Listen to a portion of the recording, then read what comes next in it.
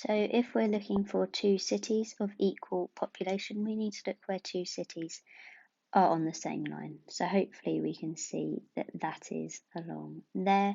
So the answer to that is Bogota and Lima. So write down the name of the city with a population of 15 million. Again, we need to look at our y-axis because that gives us the population, and we need to go up to 15 million. So the only country, or the only city, sorry, with a population of 15 million is Manila. So two nice questions there. So write that number in words. Well, it's going to be 6,405. Now for questions like this, I would always make sure everything is written in words because it's asked for it in words, so everything should be in words. So I start with the smallest. Well, if we're thinking of negative numbers, actually, so we've got two negative numbers here and here, which is smaller? Well, this -8 is more negative, so that's going to be there. Then we've got -5.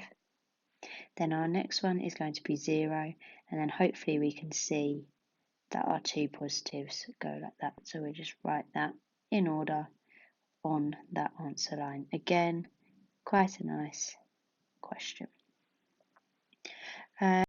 It's found by multiplying the two numbers together. So all you have to do is multiply these numbers together. So we've got a blank here, which is going to be 5, 6, 12, 6, 2, 9, and 15. Sorry, I did that in a little bit of a weird order there. Now, if we were thinking of an extension question, how they could make it harder, they could ask us for the probability. Now, if we were thinking of an extension question, how they could make it harder, they could ask us for the probability that it's an even number, that the score is even. Now, the way we would do this is we need to find all the even numbers. So we're going to highlight all of those even numbers that we've got in our table. Just makes it easier to see.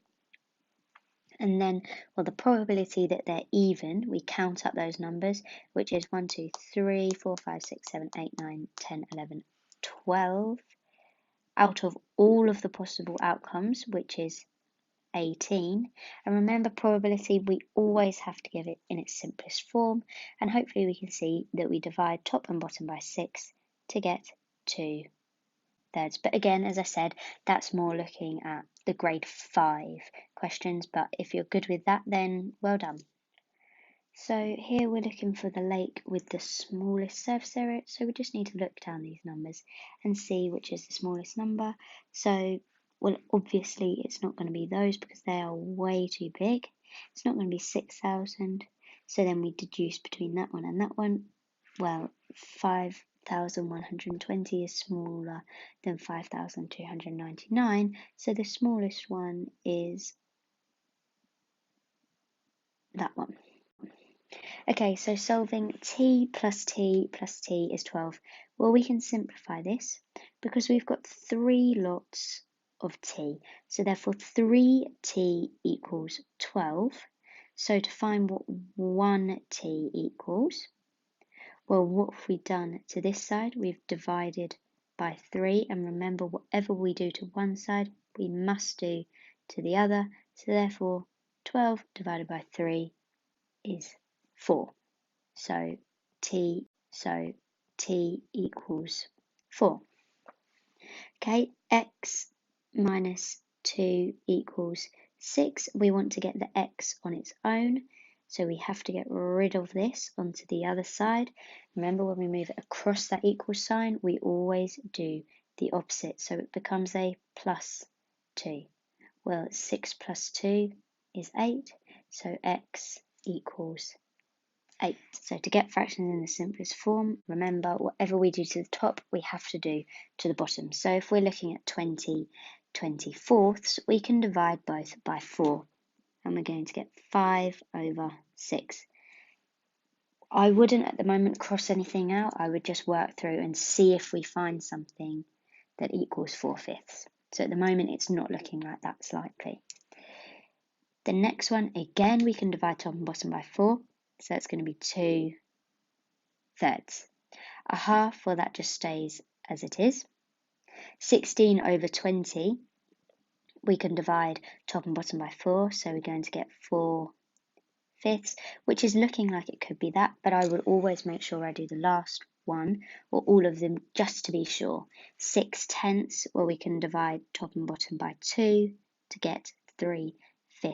So okay, 180 minutes in hours. Well, we should know that there's 60 minutes in 1 hour. So it's how many 60s go into 180? Well, so it's 180 divided by 60. Well, we can cross a 0 off both. So then it's just 18 divided by 6, which we know is 3. What we need to do, we're only given red, white and yellow in the graph or the chart. So what we have to do is work out how many red there are, work out how many white there are, work out how many yellow there are. So we can just read those values off of our graph. So there's 8 red,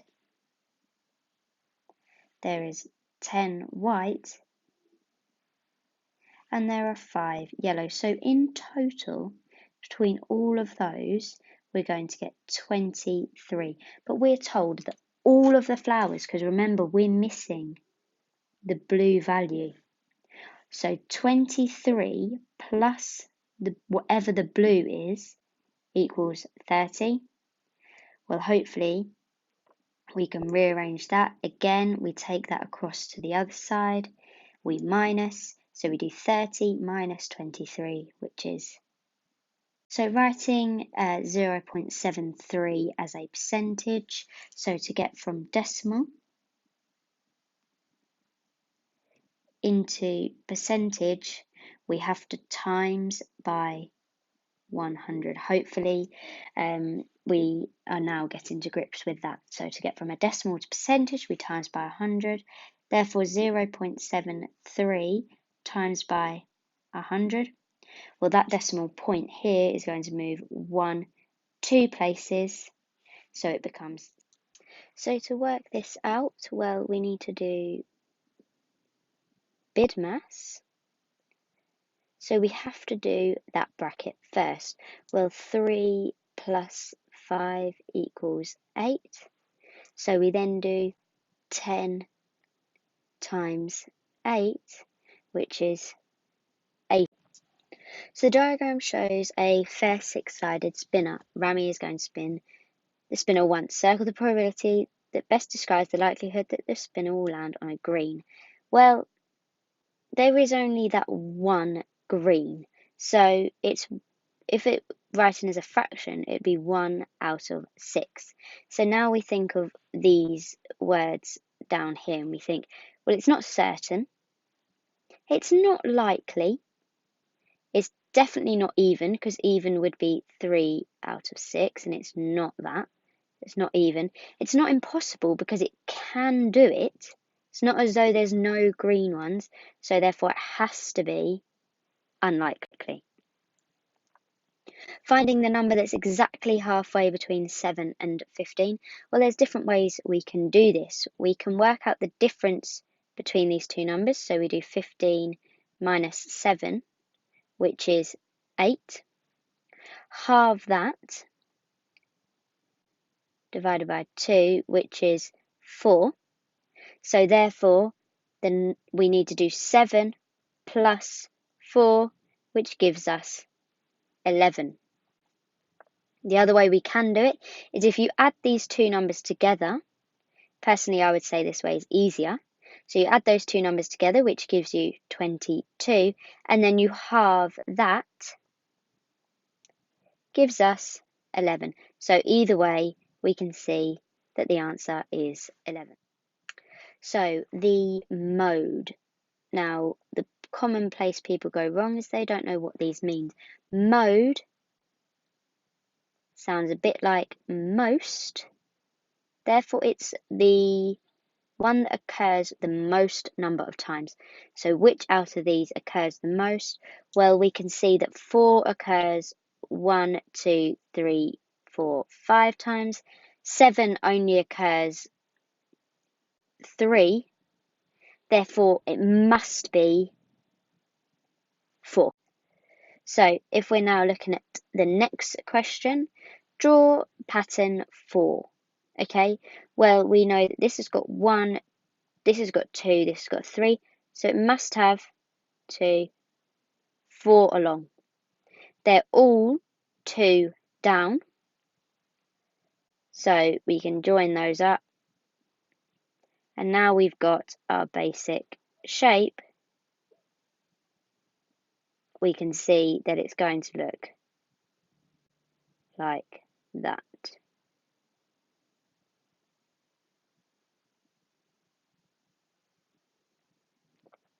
So that would be our final shape for that.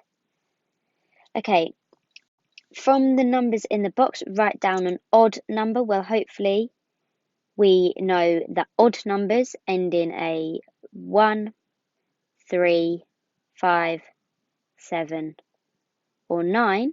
So the ones that it cannot be is it cannot be 8, because that's even, cannot be 16, cannot be 24, or 60. Any of those you could have put. Write down an odd number, so it only necessarily wants 1, so any of those would have been perfect.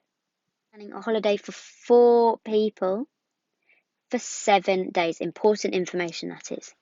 So here are the costs for the holiday for each person. Remember, this is a non-calculator paper, so let's try and boost those mental maths. So we want the total cost of the holiday for all 4 people. So I would say work it out for 1 person, and then once we've got 1 person, we can get 4 people. So some people might like to do this in a table. Personally, I think just a little chart might be quite nice. So we want the travel. So how much will the travel cost for 1 person? Well, it's going to cost £150. Now that one, all it is that you don't have to times it by 7. You just leave it as that. That is the travel cost. Then we've got the hotel. Well, it's £50 each day, and they're staying for 7 days. So we need to do 50 times 7. Well, 5 times 7 is 35, and then we need to add on that 0. So we get £350. Remember, this is per person. And we've got our spending money. Again, per person, it's just a flat fee of £250. So then we need to work out our total. The total amount for each person.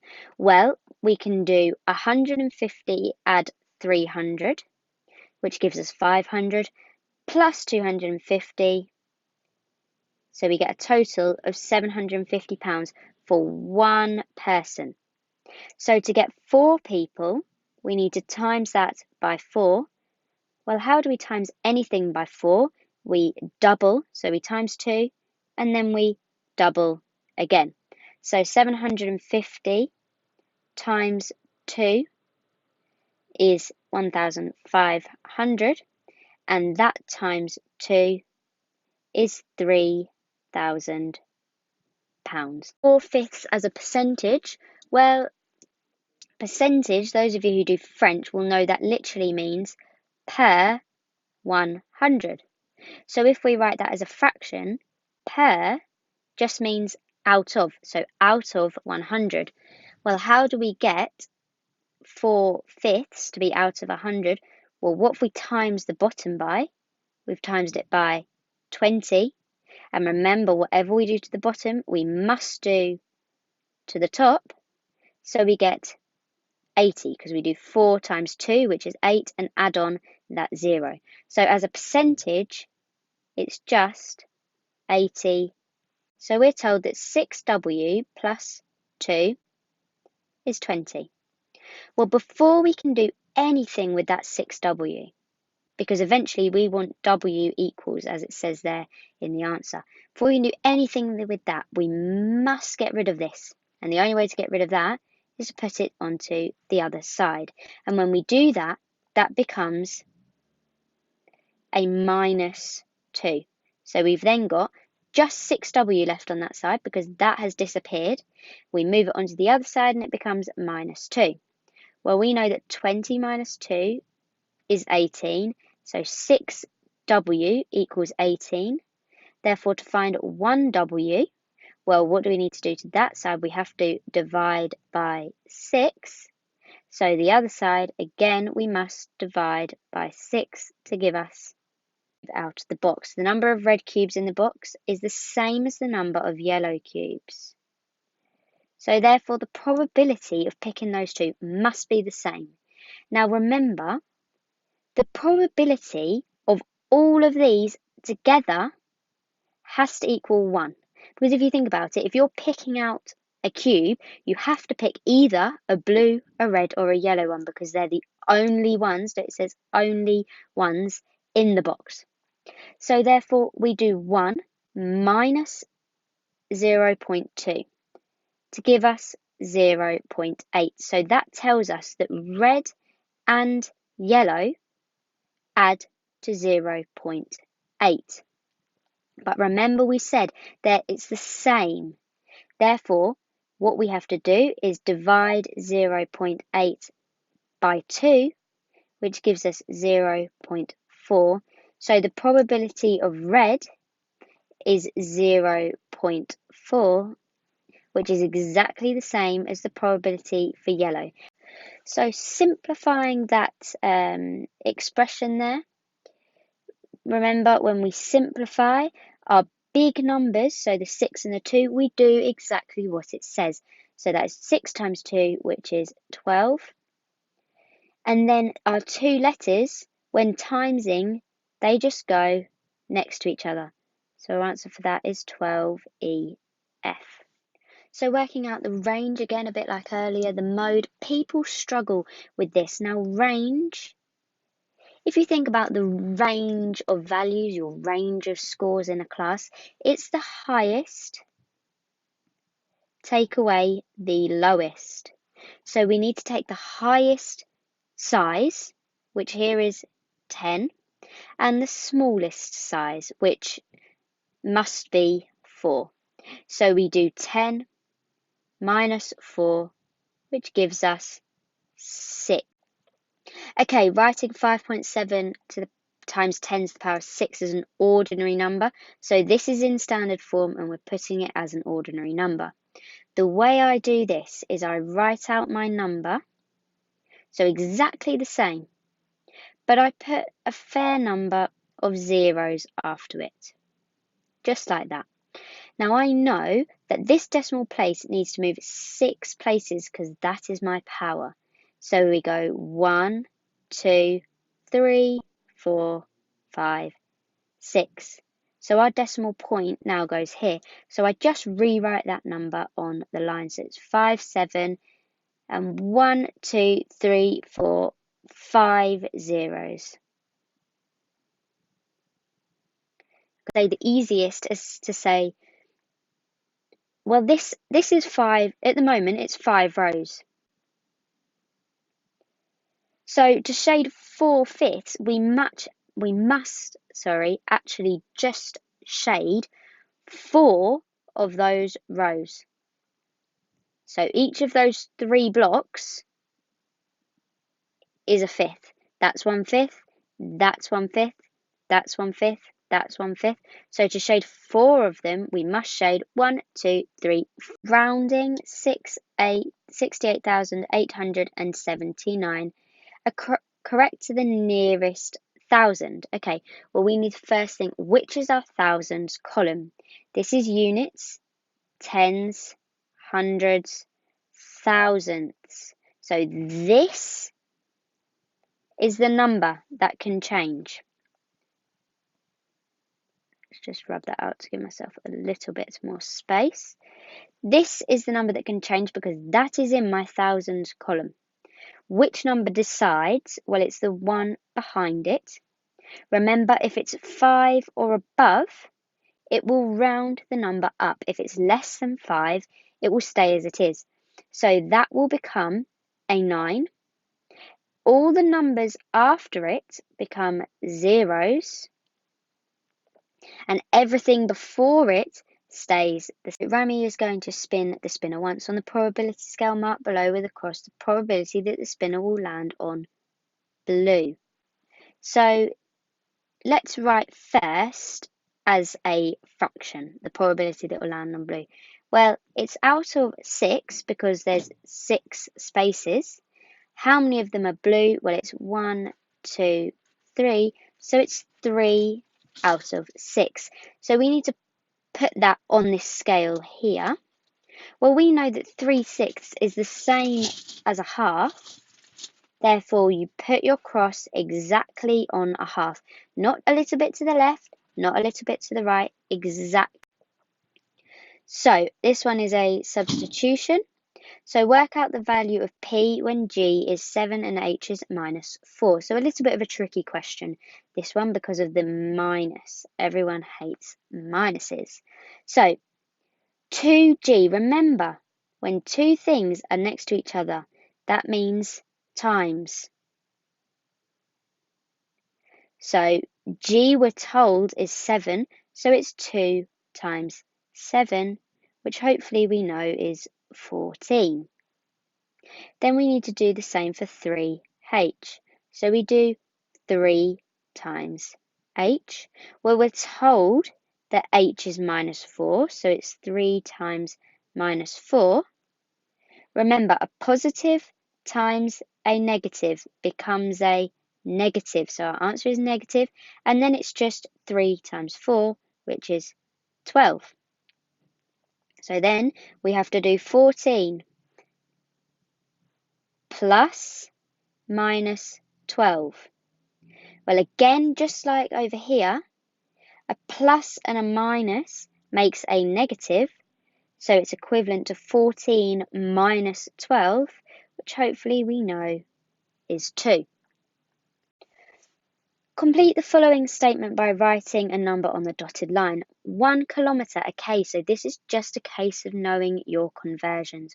We should know that 1 kilometre, kilo is meaning 1,000. So 1 kilometre equals 1,000 grams. So simplifying that expression, what we need to do is collect like terms. So we see that there's an m there and a -2m there. So we do 5 minus 2, which gives us 3. So it must be 3m. And then we've got plus 7k plus k, or 7k plus k, we've got 8k. So our answer is 3m plus 8k. So what we're going to do is rewrite that out just so we have it nice and clear. Okay, well, we need to get y on its own. So the first thing that's stopping that is that +3. So we have to take it onto that side, and remember when we take it across the equal side, it becomes a minus, or we do the opposite of that positive, opposite of this sign. So it becomes a -3. So 5y equals 14 minus 3. So 5y therefore equals 11, because we just do 14 take away 3. So to get 1y, well, what do we divide this side by?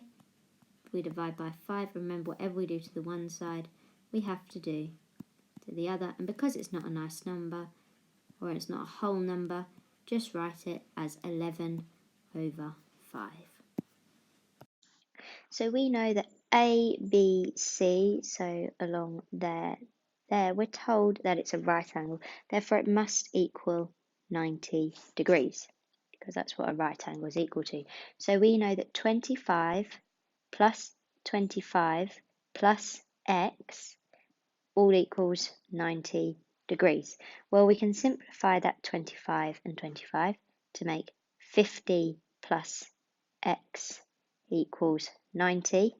And then hopefully we can see that actually we can just rearrange that. So take that across and it becomes a minus. So then we get 90 minus 50 to give us 40. I would say first of all, change that, because if she needs 15 and she actually needs 60, so we do 60 divided by 15, which gives us 4. So she needs 4 lots of all of this ingredients. So for sugar, she's actually going to need 4 times 50 grams.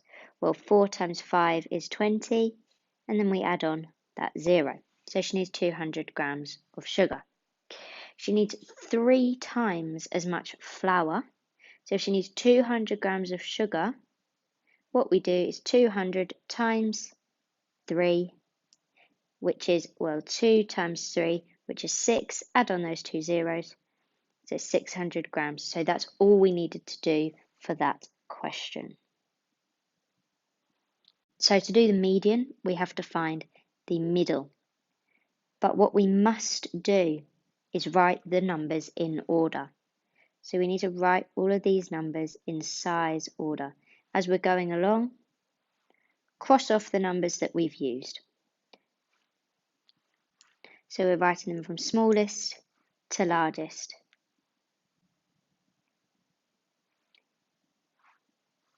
And we've got an 8 and a 10. So then to find our middle, we just keep going down, 4, 5. So our middle must be 5. So to find our total number of emails, we have to add all of these totals together. And when we do that, we get a total of 240. So the total number of emails is 240. So we need to divide that by the number there are. Well, in this case, it's the number of days. And there's 1, 2, 3, 4, 5 days. So we divide that by 5. And when we divide that by 5, we get 48. So it's 48 emails per day is the mean. So to do this one, the value of root 64. So we need to find a number that when it timeses by itself, it gets to 64. Hopefully, and I would recommend learning these, it is 8 for that one. So that is just a case of learning 1 to 10 squared and being confident and being able to write that down straight away. So working out the value of 5 cubed, well, a lot of people would do 5 times 3, but that is wrong. You do not do that. What that cubed means is it's 5 times by itself 3 times. It's 5 times 5 times 5. Well, 5 times 5 is 25. And to times that by itself, well, I'd split 25 into 20 and 5. So we times both of those by 5. So we get 100 plus 25. So we get a total of 125. So complete the following statement by writing a number on the dotted line. A pentagon. Pent, again, this is just a case of learning it. It's 5. Okay, so in Mansfield there are 90 badminton clubs and 60 football clubs. Find the ratio of number of badminton to the number of football clubs. Ratio in its simplest form. That's quite nice that it's given you that. Well, what we need to do is badminton to football. So it's 90 to 60. Well, they both end in a 10. Sorry, they both end in a 0, so we can divide both by 10 to give us 9 to 6. But again, hopefully we can see that that can go even smaller because we can actually divide both by 3. So we get 3 to 2. So that is the ratio in its simplest form. We arrived at the library at 10:30. So she stayed for 50 minutes. Therefore, she must have left the library at 11:20. Remember to draw a number line. So 10:30. We add on 30 to get to 11 o'clock. And then we still need to add on another 20 to get to 11:20. So she left library at 11:20. She walked home. Then she walked home. It took her an hour and a quarter. Well, if we add an hour, we get to 12:20. And then a quarter of an hour, hopefully we know that's 15 minutes. So it's 12:20 plus 15 minutes, which will be 12:35. This next one is actually worth 4 marks. So there's quite a lot of workings. You shouldn't expect just to be able to straight away do this question. So there are 40 students in a class. Each student walks, cycles, or gets the bus. Okay, now the first thing we should notice is that each student is going to fit into 2 categories. Therefore, we must be thinking about drawing a two-way table, because each person can either be a boy or a girl, and they either walk, cycle, or get the bus. Now, when we do a two-way table, we always have on a total column. And then we just put as much information as we can in. So, let's see what information we've got. There are 22 girls in the class. So the total number of girls, so that's this one, is 22, because all of that, and that are going to add to 22. 9 of the girls walk, so straight away we can put that in there. 7 of the boys cycle. So 7 boys cycling must go there. So 6 of the 10 students who get the bus are boys. So we're given 2 pieces of information there. We're told that 10 students in total get the bus, and 6 of those are boys. So now what we can do is we can go back through and fill in our numbers. Well, if this whole boys column has to add to 10, we know that must be 4. Then we've got 9 and 4, which gives us 13. Therefore, this must be 9. And what we want to find is the number of students in total who walk to school. So that's going to be this number here. So we need to keep going until we get that number.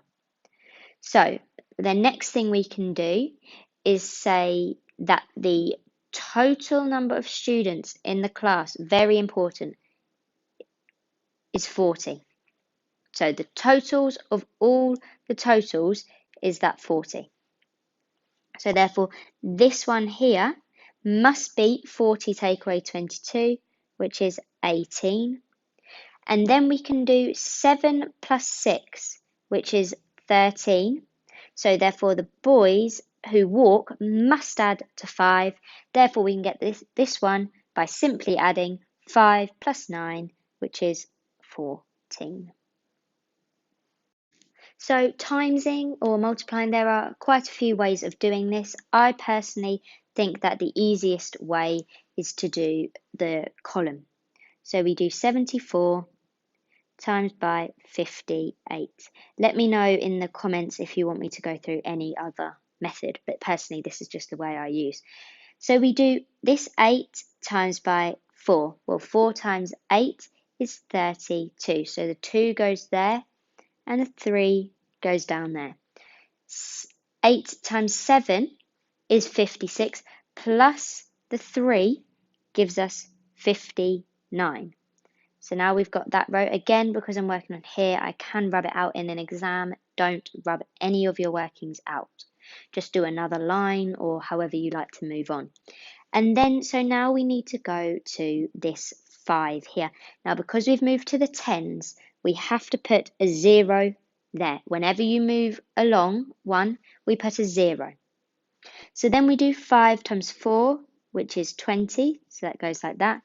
5 times 7, which is 35, plus this 2 gives us 37. And then we draw another line, and we just add these two numbers together. So 2 plus 0 is 2, 9 plus 0 is 9, 5 plus 7 is 12, and 3 plus 1 is 4. So the answer is 4,290. So expanding this set of brackets, we always need to draw on our claws or our moons. They look different to different people. So what we do along these moons is we times. So we're going to do 5 times by 2m, which is 10m. So we cross that off because we've done it. Then we do 5 times by minus 3, which is minus 15. Because remember, a positive times a negative equals a negative. So the answer is 10 minus 15. So the mathematical name for line A to C, well, it's a straight line through the middle, so it is diameter. Now, people may get confused with the radius, but remember, the radius is just from the centre to the edge. So the diameter is double the radius. So that's radius, but that whole thing is the diameter. That short one is a radius. To work out 1/5 of 70, remember the rule, divide by the bottom and times by the top. So we need to do 70 divided by 5, which is easiest in the bus stop method. So how many 5s go into 7? Well, only 1, and it's 2 left over, so then it's how many 5s go into 20, which is 4. So it's 14. We've divided by 5 to get 14, and then we times by the top, but because it's only 1, anything times by 1 is just the same. The size of each angle in an equilateral triangle, well, equilateral, that should tell us all the angles are the same. Therefore, we do 180, which is what angles in a triangle add to, divided by 3. Remember, there's 3 angles, and they're all the same. So 18 divided by 3 is 6, and we add on that 0, so it's 60 degrees. So to do this, I would make them all have 2 digits after the decimal point, because then we can easily compare, because then we can ignore the 2 in front. So now all we're comparing is 500, 850, 82, 280, and 805. Well, hopefully we see the smallest out of those is that one. We then go to that one. We then have that one. And then it's out of 850 and 805. Well, hopefully we know that that is smaller, so it must mean that is the big. Simplify e to the power of 9 divided by e to the power of 5. Well, when we've got the same base, and that e is the base, hopefully we know that with our powers, we just take away. So we do 9 take away 5, which is 4. So our answer is e, because the base stays the same, and the power is 4. A prime number between 20 and 30. Well, hopefully we know that a prime, that's the key word here, has no other factors other than itself and 1, because those go into every single number. So first of all, I would start with just the odd numbers, because all the even numbers has a factor of 2, so they cannot be prime. So the first even number is 21, so the first odd number is 21. And we know that's not prime because 3 and 7 also go into 21, so 21 is not prime. The next one is 23. Now, we know that 23 is prime because nothing else goes into it. So you could have written 23. You only need one of them, but other people could have written 29. Either of those would have been.